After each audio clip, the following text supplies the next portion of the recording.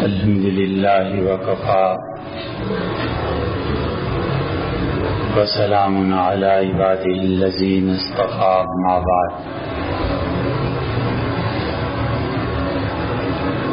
اللہ تعالی نے انسان کی جو تخلیق کی تو آدمی کا اصل موضوع کیا ہے؟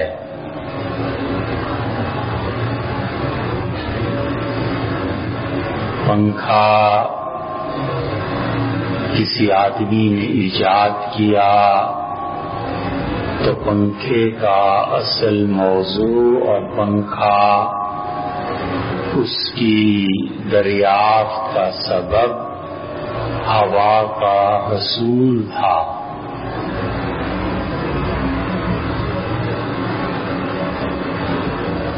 ایک آدمی مچھلی کا شکار کرتا ہے تو مچھلی کا شکار بذات خود بہت کم لوگوں کا موضوع ہے۔ اس شکار سے پیسہ حاصل کرنا یا غذا کا استعمال اصل مقصد یہ ہے۔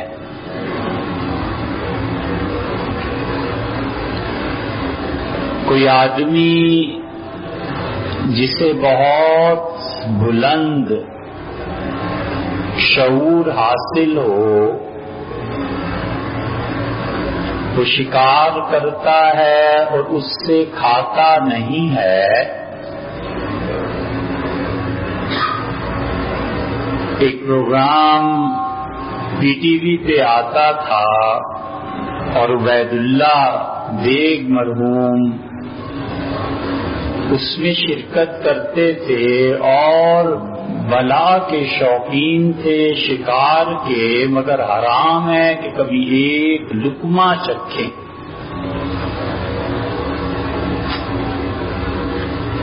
اس آدمی کا شعور جتنا بلند تھا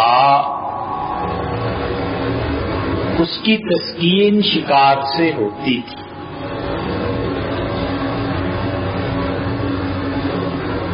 ایسے ہی سردیاں ہیں، کمبل اوڑھتا ہے اور اس کا مقصد اپنے آپ کو خارج کے اثرات سے محفوظ رکھنا ہے۔ کوئی پوچھے کہ یہ حضرت انسان ان کو آپ نے پیدا فرمایا، اس کا موضوع کیا ہے؟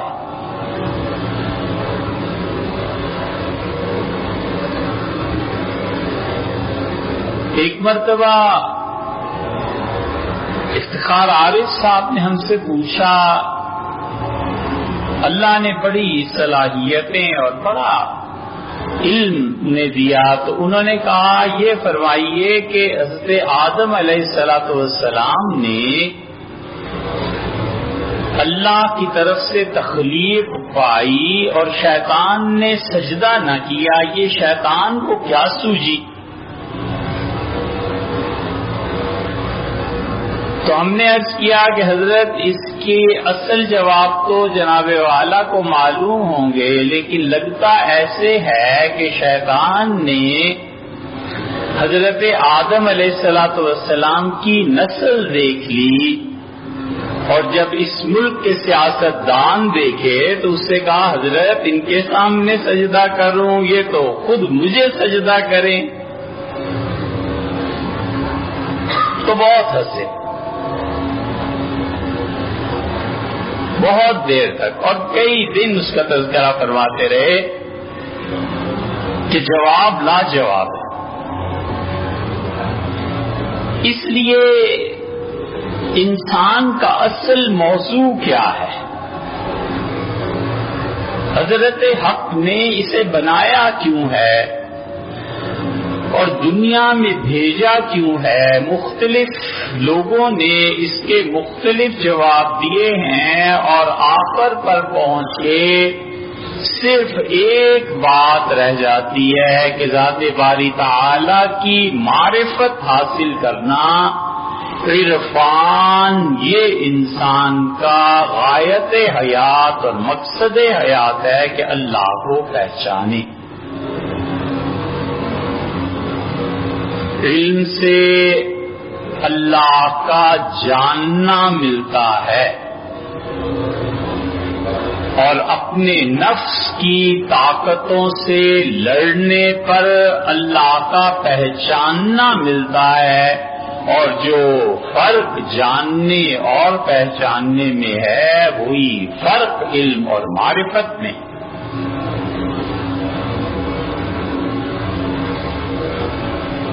اس لیے اس مقصد میں سب سے زیادہ بحث مباحثے علماء متکلمین کے ہیں، اور سب سے زیادہ جو اس نقطے کو سمجھے ہیں وہ صوفیہ سمجھے، اور انہوں نے معرفت باری تعالی کے لیے ساری باتیں لکھی اور دعوت دی کہ آگے بڑھو، اور انہوں نے انسان کو ہمت بلند رکھنے کی تلقین کی، اور اس معرفت کے علاوہ جتنے مذاہب تھے انہوں نے انسان کو ترک کی تلقین کی کہ ترک کرو، چھوڑ دو۔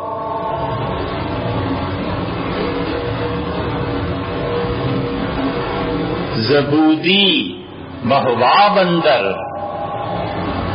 ساری زندگی دنیا کے بلبلے میں گزاری، ایسا نازک بلبلہ جو ہوا کے دباؤ سے کسی وقت بھی پھٹ جائے، میری بہوا بندر، اور اسی بلبلے میں مر گئے۔ ترک دنیا، ترک عقبہ، ترک مولا، ترک یہ تلقین کرتے رہے کہ دنیا ترک کر دو اور آخرت ترک کر دو اور اللہ کو بھی چھوڑ دو، اور چھوڑ ہی دو، چھوڑنا اور چھوڑنا۔ ان کے ہاں معرفت کی انتہا ترک تھی کہ سب چیزوں کو چھوڑ دے، اور بدھ مہاتما اس بات پہ آ کے پھنس گیا اور آگے رہنمائی نہیں کی، اور صوفیہ اس سے آگے بڑھے، اور وہ عارف باللہ جسے اللہ نے معرفت سے نوازا تھا، اور جو معرفت کی باریکیوں کو سمجھتا تھا، اس نے ایک شعر میں بات پوری کہہ دی۔ اس نے کہا کہ در دشت جنون من جبریل زبو سیدے، میرے اندر اللہ کی معرفت کا جو پاگل پنا طاری ہے نا، اس کے سامنے جبریل بیچارہ کیا چیز ہے۔ یزداں بکمنداور، اللہ پہ کمند اپنی ڈال، اے ہمت مردانہ مرد بن، اور اللہ کو قابو میں لیا۔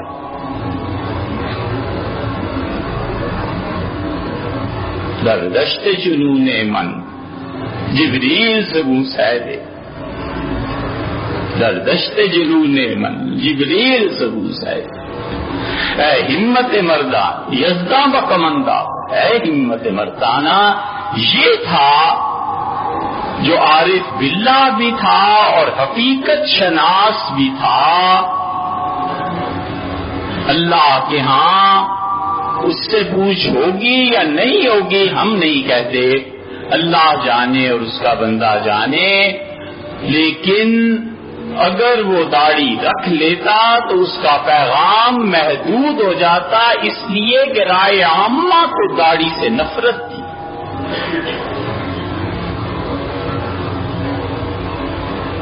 یہ تھے علامہ اقبال۔ لوگ جانتے نہیں کہ اس آدمی نے کہاں کی رہنمائی کی، اور نقشے کہتے ہیں اس سے پہلے پہنچا، لیکن اس نے کہا کہ ہمارے زمانے میں اس کو اور وہ جرمن جو تھے ان کو حضرت مجدد الفسانی سرہندی رحمت اللہ علیہ کا دور مل جاتا تو جس مقام پر کھڑے تھے حضرت مجدد کھینچ کے آگے لے جاتے۔ اس لیے اللہ کی معرفت وہ آتی ہے جب نفس کی 3 قوتوں پر آدمی قابو پاتا ہے اور ان سے لڑتا ہے۔ انسان اس لیے نہیں ہے کہ کھائے اور پیے اور اس کے نتیجے میں افزائش نسل ہو، اور تیسرے خارجی اثرات سے اپنے آپ کو محفوظ رکھے۔ یہ خارجی اثرات سے محفوظ رکھنے کے لیے تو جانور بھی گھر کی پناہ ڈھونڈتا ہے کہ سردی اور گرمی سے محفوظ رہے، اور افزائش نسل باقاعدہ انسان کی اور کسی حد تک باقاعدہ جانوروں کی، باقی کیا؟ اور بھوک مجبور کرتی ہے کمانے اور کھانے پہ، اور معرفت جب حاصل ہو جاتی ہے باری تعالی کی تو یہ تینوں قوتیں انسان کے تابع ہو جاتی ہیں۔ قوت غضب، غصہ پیدا ہی نہ ہو، اوفو کتنی ظلم کی بات ہے، اور غضب پیدا ہوا نفس میں اور روح نے اسے سنبھال لیا، یہ جو رگڑا لگتا ہے یہ اللہ کی معرفت پیدا کرتا ہے۔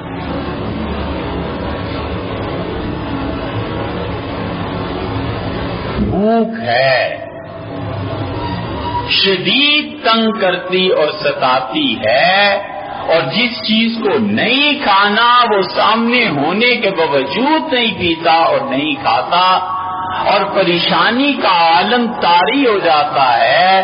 سالک اس مقام پر پہنچ کے اگر یہ جانے کہ میری تربیت اللہ تعالی کی قدرت کی قہری کی تجلی اور جبر اور قہر، جبار اور قہار کی تجلیات اب متوجہ ہیں میری طرف، تو بھوک کا کوئی شکوہ نہ ہو۔ اللہ کھینچتا ہے آدمی کو، کبھی لطف و کرم کے ساتھ، محبت کے ساتھ، اور اللہ کھینچتا ہے انسان کو جبرن۔ انسان پہ جبر ایک طرح کا ہوتا ہے، لیکن یہ جبر خود اس جبر میں اختیار شامل ہے۔ مزے کی بات تو یہ،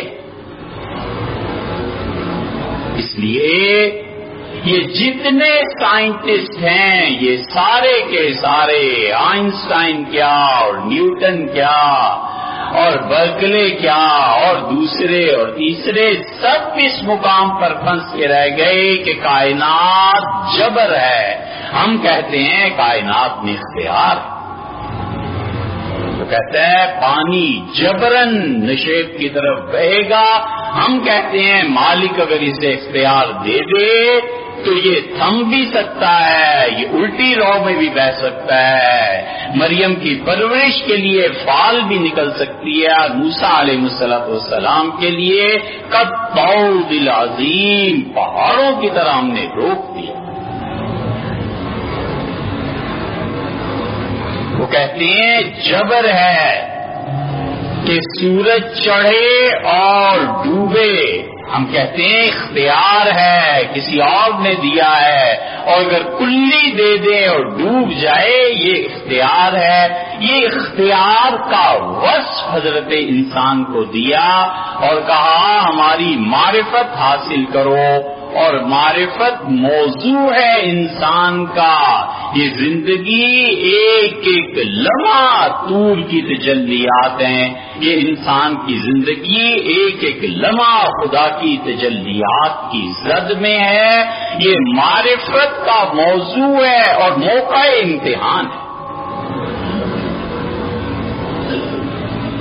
افلح من تزکا، بلا شک و شبہ اس شخص کا تزکیہ ہوگا، ہم نے فلاح دی اس کو جس نے اپنا تزکیہ کیا، وقد خاب من دساہا، دوسرے مقام پہ فرمایا جو اپنے نفس کے پیچھے چل پڑا برباد ہو گیا۔ ذکر اسم ربہ فصلی، جس نے اپنے رب کا ذکر کیا اور نماز پڑھی، یہ وہ معرفت، یہ وہ یقین اس کے عروج پر فائز تھے سیدنا عمر رضی اللہ عنہ اور سیدنا علی رضی اللہ عنہ، اور علی کی وراثت اس کی اولاد میں کیسے نہ چلتی، سیدنا حسن اور حسین رضی اللہ عنہما اس معرفت کے عروج پر تھے، جانتے تھے کہ موت اگرچہ مکروہ ہے لیکن اس پل کو عبور کر کے معرفت کا انتہائی مقام حاصل ہوتا ہے۔ کربلا میں اپنے خون سے مہر لگا دی کہ تجھ بن نہ جینے کو کہتے تھے ہم، سو اس عہد کو اب وفا کر چلے۔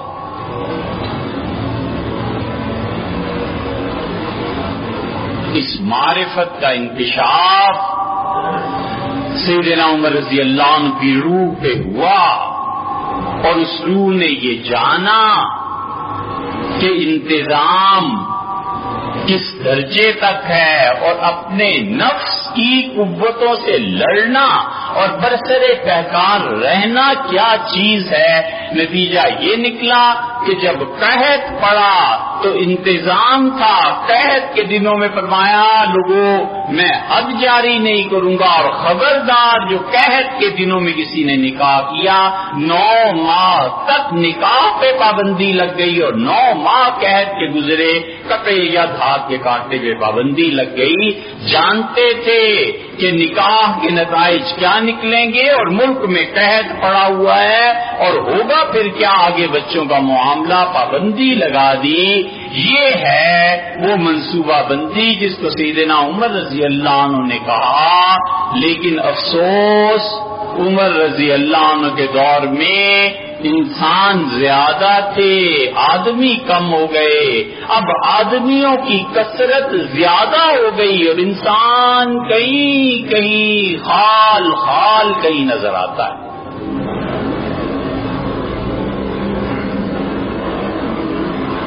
انسان نہیں رہے، وہ صاحب معرفت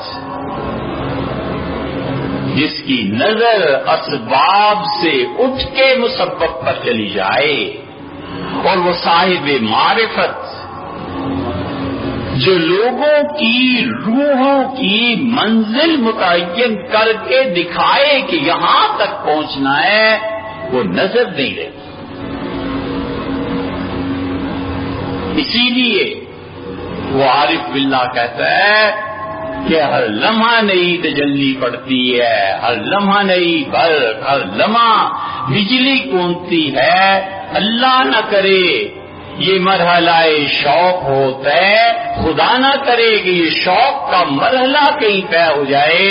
اس لیے قبر ہے، حشر ہے، پھر ذات باری تعالی کی رویت ہے، اس رویت کے بعد جو سجدہ ہے، اور اس کے بعد جو جنت میں جانا ہے، اور جنت میں ہر ہفتے بلا کر جو انہوں نے کہنا ہے کہ اچھا بھئی اب مجھے دیکھ لو، اور کچھ ایسے خواص جن کو وہ بٹھائے رکھے گا اپنے سامنے ہمیشہ ہمیشہ کے لیے، اور نئی سے نئی تجلی روز پڑتی رہے گی۔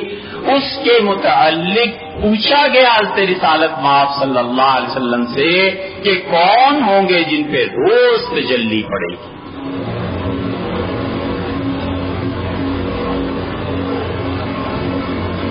کبھی ایسے بھی ہوتا ہے کہ رویت حالات کے تغیر کا سبب بنتی ہے، ایک نظر کہیں سے کہیں پہنچا دیتی ہے۔ دیکھتے نہیں ہو عالم مادیت میں وہ رویت اور دیکھنا کرسی سے سرک کے اس کے ایج پہ آ کے بیٹھ جاتا ہے فلم میں کہ اب کیا ہونا ہے. یہ رویت اور نظر ہی تو ہے جو اس کو حرکت دیتی ہے.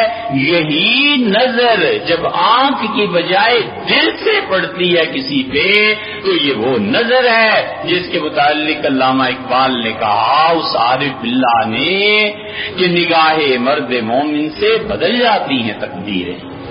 تو عارف باللہ کی جو نظر اس کے دل سے نکل کر پڑتی ہے پھر کچھ سے کچھ ہو جاتا ہے. تو وہاں جو تجلیات پڑیں گی، عرض کیا گیا اللہ کے رسول کون ایسے خوش قسمت ہوں گے جو ہر وقت باری تعالیٰ کی رویت میں رہیں گے. فرمایا تم میں سے وہ لوگ جو جمعے کے دن جتنا پہلے آئیں گے اتنا ہی خدا کا نور ان پہ زیادہ برسے. اس لیے انسان کا اصل موضوع معرفت باری تعالی ہے، عرفان ہے. پھر کبھی